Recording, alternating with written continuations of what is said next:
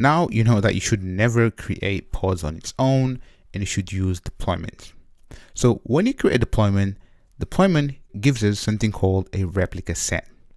Now a replica set is a resource in Kubernetes which ensures the desired number of pods are always running.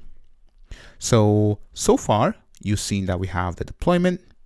Now the deployment gives us a replica set, and for our example what we're going to do is we're going to say that we always want 3 versions of our application, and the replica set will ensure that we'll always have 3 pods always running.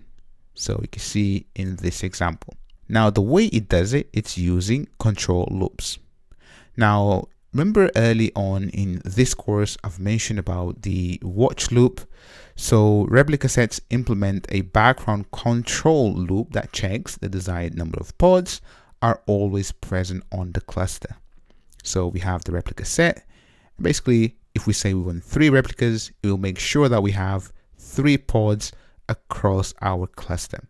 It's not necessarily on the same node, because remember Kubernetes will handle the placement of pods in nodes for us to make sure that if one node goes down, we have a version of our application running on a separate node. Next, let's go ahead and use kubectl to explore our cluster and see the replica set.